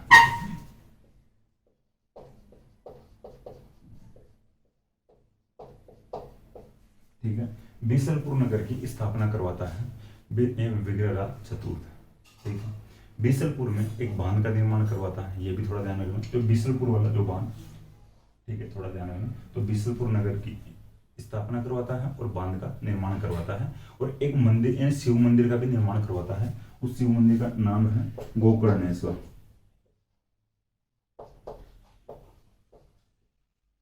ठीक है, विग्रहराज चतुर्थ बीसलपुर नगर की स्थापना करवाता है और गोकर्णेश्वर शिव मंदिर का निर्माण करवाता है। ब्रैकेट में आप शिव लिख लेना, तो गोकर्णेश्वर महादेव मंदिर का निर्माण करवाता है। इसके बाद में एक और बात आती है जो इंपॉर्टेंट फैक्ट है।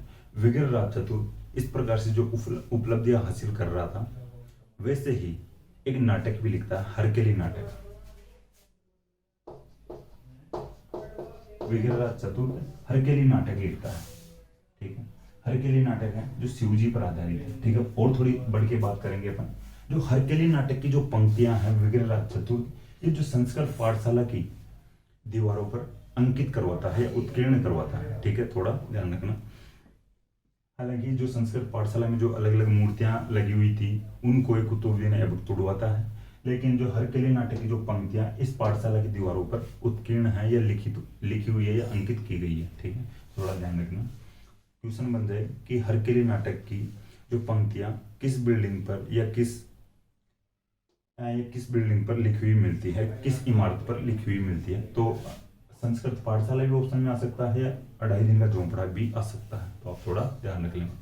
जो हरकेली नाटक है विग्रहराज चतुर्थ खुद लिखता है। देखिए, हरकेली जो नाटक है ये शिवजी पर आधारित, मैं आपको ये बता दिया। हर का मतलब यहाँ पर शिवजी है, थोड़ा ये ध्यान रखना। अब जो इंपॉर्टेंट जो मैं बता रहा हूं वो बात 12वीं की पुस्तक है किरातार्जुनीय।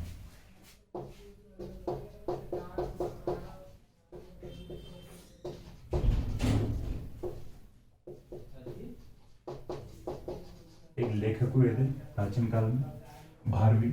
तो 12वीं की पुस्तक है किरातार्जुनीय। अब इसको थोड़ा तोड़ के देखना, एक दो शब्द निकल रहे हैं, एक तो किरात और एक अर्जुनीय। तो किरात का मतलब यहाँ पर शिकारी है और अर्जुन का मतलब अर्जुन है। ऐसा कहा जाता है कि भगवान शिव जी के और अर्जुन के बीच में एक युद्ध होता है, एक लड़ाई होती है, जो कि भगवान शिव जी यहाँ पर शिकारी बनकर जाते हैं अर्जुन के सामने। लेकिन शिव जी को कुछ समय बाद में ही ज्ञान की प्राप्ति हो जाती है, कुछ समय बाद में ही यानी पता चल जाता है कि वे सामने अर्जुन है और वो अच्छा शिकारी है, अच्छा धनुर्धर है। तो भगवान शिव जी बैकफुट पर आ जाते हैं। तो ये जो इस जो कहानी को किरातार्जुनीय में भगवान शिव और अर्जुन की कहानी 12वीं लिखते हैं। इसी के आधार पे, इसी को आधार बनाते हुए आगे चलकर विग्रहराज चतुर्थ एक नाटक लिखता है हरिकेली या हरकेली। हरकेली में भी भगवान शिव जी और का ही वर्णन मिलता है, थोड़ा ध्यान रखना। अब बात आती है और आगे, हरकेली नाटक की जो पंक्तियां संस्कृत पाठशाला में उत्कीर्ण करवाई गई थी। एक दरबारी विद्वान हुए थे इनके, सोमदेव।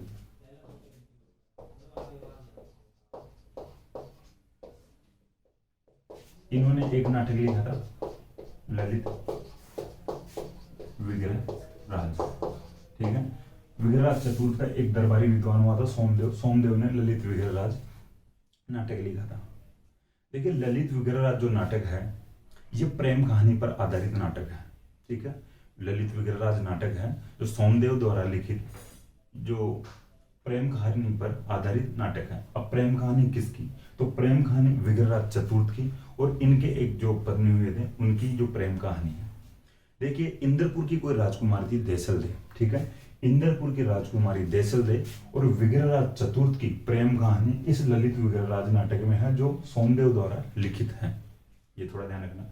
अब ये फैक्ट थोड़ा और ध्यान रख लेना, जो ललित विग्रहराज नाटक है इसकी पंक्तियां भी अपने को संस्कृत पाठशाला, जो वर्तमान में अढ़ाई दिन के झोंपड़े के रूप में जाना जाता है, वहां पर लिखी हुई मिल जाएगी। ठीक है, तो दोनों नाटकों यानी हरकेली और ललित विग्रहराज दोनों की पंक्तियां संस्कृत पाठशाला में उत्कीर्ण है, ये लिखी हुई मिलेगी।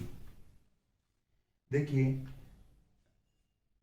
जो ललित विग्रहराज है, ये जो नाटक है ललित विग्रहराज, इसके अनुसार विग्रहराज चतुर्थ ने यानी गजनी के राजा खुसरो शाह को भी हराया था। ठीक है, तो थोड़ा ध्यान रख लेना भाई। ललित विग्रहराज एक तो प्रेम कहानी पर आधारित नाटक है, लेकिन इसमें एक जानकारी वही मिलती है विग्रहराज की कि इसने गजनी के खुसरो शाह को हराया था विग्रहराज चतुर्थ ने। इस नाटक के अकॉर्डिंग इसमें जानकारी मिलती है।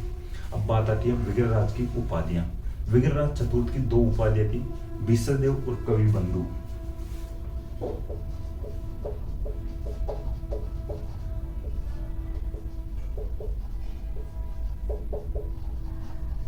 दो उपाधियां थी विग्रहराज की, बीसलदेव और कवि बंधु।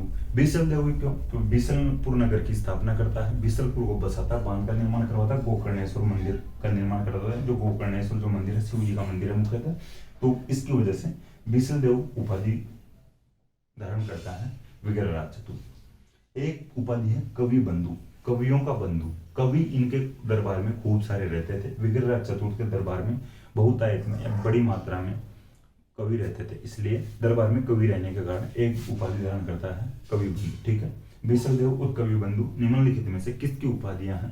तो विग्रहराज चतुर्थ की है। तीन ऑप्शन अलग दे देंगे, ठीक, थोड़ा ध्यान रखना। अब बात आती है कि इनकी तुलना और कौन किससे करता है। एक कील हॉर्न कोई लेखक हुए थे, कील हॉर्न। ठीक है, तो कील हॉर्न को लेखक हुए थे। कील हॉर्न ने विग्रहराज चतुर्थ की तुलना की थी कालिदास और भवभूति से, जो प्राचीन विद्वान हुए थे। ठीक है, कालिदास का नाम तो आप सब जानते होंगे, भवभूति का नाम भी आप देख लेना, मिल जाएगा। भवभूति और कालिदास की, सॉरी, विग्रहराज चतुर्थ की तुलना कील हॉर्न ने कालिदास और भवभूति, भवभूति लिख देता हूं, कालिदास आप लिख लेना, भवभूति और कालिदास से तुलना करता है कील हॉर्न विग्रहराज चतुर्थ की। ठीक है, तो ये बात हो गई। देखिए, एक फैक्ट और लिखना चाहो तो नरपति नाल ने बीसलदेव रासो पुस्तक लिखी थी। ठीक है, नरपति नाल ने बीसलदेव रासो पुस्तक लिखी थी। आगे चलकर नाम लिख देता हूं नरपति नाल का, बीसलदेव रासो पुस्तक आप लिख लेना। नरपति नाल ने बीसलदेव रासो पुस्तक लिखी थी, जो गोडवाड़ी भाषा में है। ठीक है, जो बीसलदेव रासो पुस्तक है गोडवाड़ी भाषा में लिखी हुई पुस्तक है, जिसको नरपति नाल ने लिखा था। ठीक है, एक और थोड़ा फैक्ट याद रखना चाहो अगर विग्रहराज चतुर्थ और जो जैनों के संबंध में, तो एक धर्म घोष सूरी हुए थे। ठीक है, जैन विद्वान हुए थे धर्म घोष सूरी।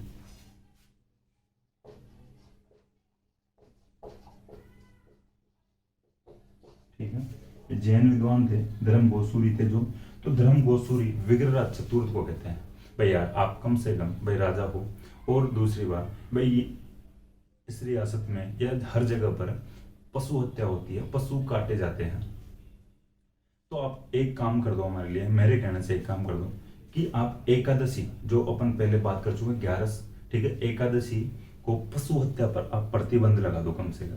ठीक है, तो धर्म गोसूरी जो जैन विद्वान हुए थे, धर्म गोसूरी के कहने पर विग्रहराज चतुर्थ एकादशी के दिन पशु हत्या पर बैन लगा देता है या प्रतिबंध लगा देता है।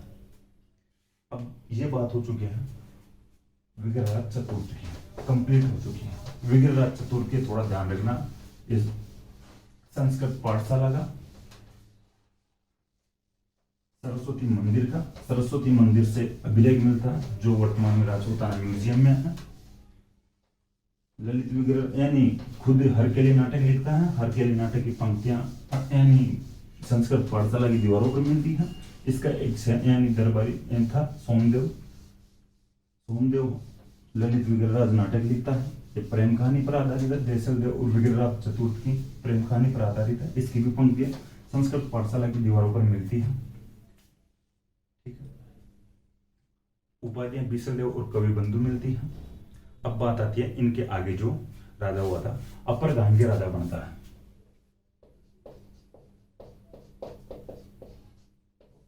ज्यादा फैक्ट नहीं है इनकी। अपर गांगे विग्रहराज चतुर्थ के बाद में राजा बनता है। विग्रहराज चतुर्थ का बेटा था जो अगला राजा बना था, अपर गांगे। ठीक है, अपर गांगे विग्रहराज चतुर्थ का ही बेटा था। इसका एक भाई नागार्जुन भी था। ठीक है, उसकी अपन बात कर चुके हैं उस चार्ट के द्वारा, उस मैप के द्वारा। देखिए पृथ्वीराज सेकंड अपर गांगे को हटा देता है। ठीक है, अपन पहले बात कर चुके हैं। जगदेव का बेटा था पृथ्वीराज सेकंड, अपर गांगे को राजा के पद से हटा देता है और खुद राजा बन जाता है। तो अब राजा बन जाता है पृथ्वीराज सेकंड। ठीक, पृथ्वीराज जगदेव का बेटा था। यहां पे आप लिखना चाहो तो लिख लेना। पृथ्वीराज सेकंड जगदेव का बेटा था। देखिए हांसी जो हरियाणा में पड़ता है, ठीक है, अपन पहले हांसी की थोड़ी बहुत बात कर चुके हैं अभिलेख की। तो हांसी हरियाणा में पड़ता है, वहां पर ये कब्जा करता है, हांसी पर कब्जा करता है। चार मतलब हरियाणा, हांसी पर कब्जा करता है पृथ्वीराज सेकंड। अब हांसी पर कब्जा करता है तो फिर यहाँ जो हांसी को कौन संभालेगा? तो इसका एक मामा था, गोहिल वंश का था इसका मामा। ठीक है, तो ये पृथ्वीराज सेकंड था, ये अपने मामा को हांसी का प्रशासक बना देता है। ठीक है, पृथ्वीराज सेकंड अपने मामा को हांसी का प्रशासक बना देता है। ठीक है, देखिए जो इसका मामा था उसका नाम था विल्हण। नाम लिखना चाहोगे लिख लेना, विल्हण गोहिल।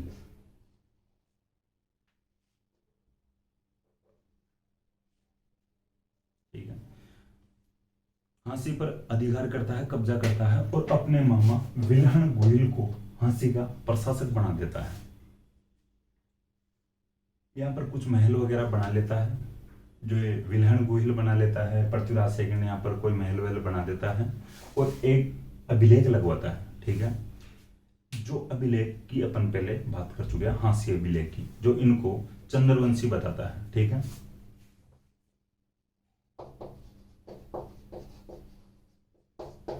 अभिलेख और महल बनवाता है, यानी अभिलेख यानी महल बनवाता है और अभिलेख लिखवाता है, जो अभिलेख चौहानों को चंद्रवंशी बताता है। ठीक है, पहले अपन बात कर चुके हैं चौहानों को चंद्रवंशी कौन बताता है, हांसी अभिलेख से भी अपने को पता चलता है।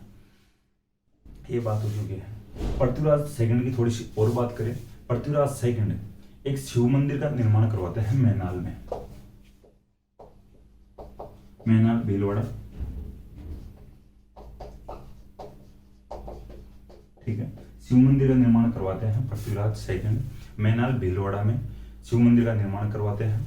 देखिए इनकी एक रानी थी रूठी रानी। ठीक है, तो देखिए अपन रूठी रानी अलग अलग जगह पढ़ते हैं। ठीक है, उमा दे जो रूठी रानी यानी मारवाड़ में अपन पढ़ते हैं, वो इंपॉर्टेंट है रूठी रानी के नाम से, एग्जाम की दृष्टि वो इंपॉर्टेंट है।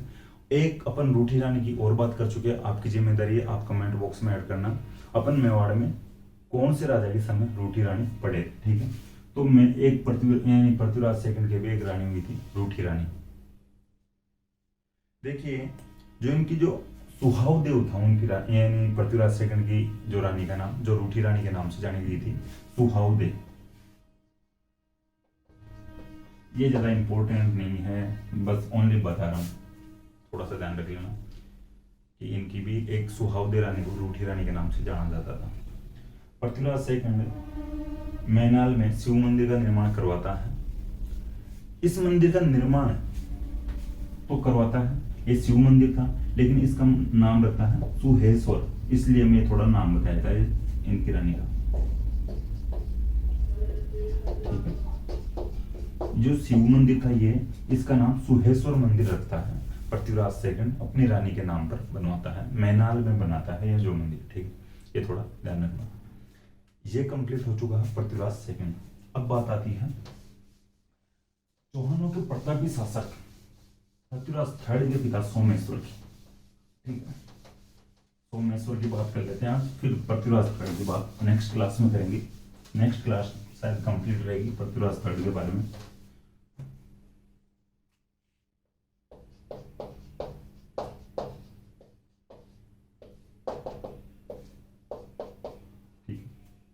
फिर पृथ्वीराज सेकंड की मृत्यु हो जाती है, पृथ्वीराज सेकंड मर जाता है, निधन हो जाता है।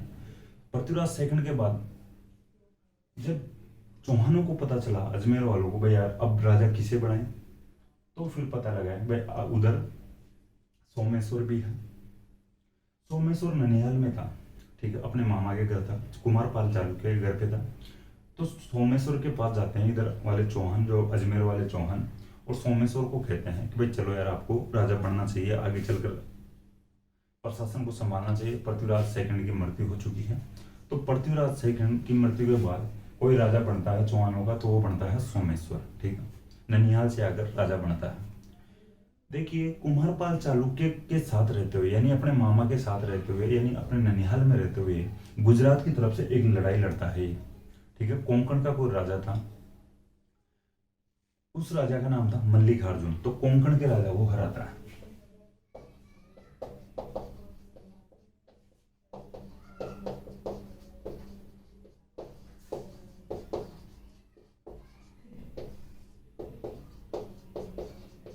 ठीक है, सोमेश्वर ने, देखिए ये जो हराया था सोमेश्वर, ये कुमारपाल चालुक्य या गुजरात की तरफ से हराया था, ये थोड़ा सा ध्यान रखना। खुद की तरफ से राजा बनने से पहले, यानी खुद की तरफ से नहीं हराया था, यानी राजा बनने से पहले ही गुजरात की तरफ से, चालुक्यों की तरफ से लड़ने जाता है कोंकण के राजा मल्लिकार्जुन से, और मल्लिकार्जुन को हराता है।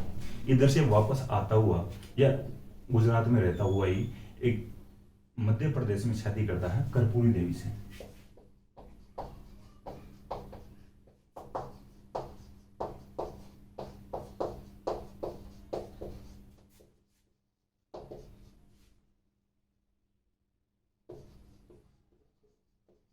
मध्य प्रदेश में कोई कलचुरी रियासत है, ठीक है, कलचुरी रियासत थी इसकी, इसमें कोई चैदी वंश का शासन था इस रियासत में। यहाँ की चैदी वंश की जो राजकुमारी थी, ठीक है, चैदी वंश की राजकुमारी थी, थोड़ा ध्यान रखना। देखिए चैदी वंश की जो राजकुमारी थी ये कर्पूरी थी, इसके जो पिता का नाम था अक्षयराज, ठीक है, ये भी थोड़ा ध्यान रख लेना। मध्य प्रदेश के कलचुरी रियासत की चैदी वंश के अचलराज की चीदी पुत्री थी कर्पूरी देवी। तो कर्पूरी देवी से सोमेश्वर शादी करता है, विवाह करता है। इससे दो बेटे होते हैं,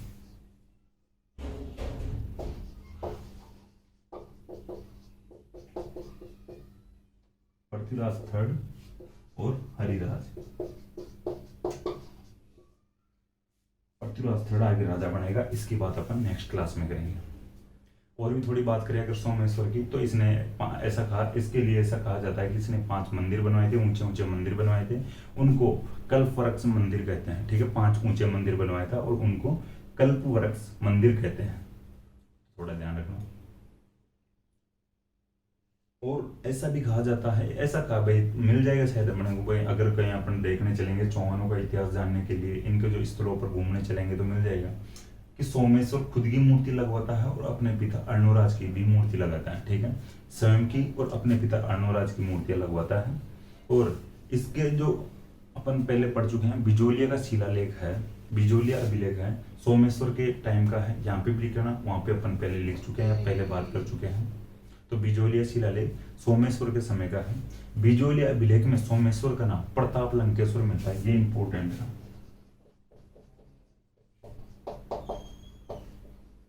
क्वेश्चन बन जाए कि किस अभिलेख से सोमेश्वर का नाम प्रताप लंकेश्वर मिलता है, तो बिजोलिया अभिलेख से मिलता है। नेक्स्ट क्लास में पृथ्वीराज थर्ड के बारे में बात करेंगे, जो प्रतापी शासक हुए हैं चौहान में, ठीक है। तो देखिए अपन कंप्लीट बात कर लिए हैं, आज तक की 2 क्लास हुई है। नेक्स्ट क्लास या उससे नेक्स्ट क्लास में शायद जो यानी अजमेर वाले जो चौहान है कंप्लीट हो जाएंगे, फिर और भी जो रियासतों में जो चौहान वंश हुआ है, चौहान वंश का शासन हुआ था, उसकी भी अपन बात करेंगे। तो नेक्स्ट क्लास में मिलते हैं। Thank you.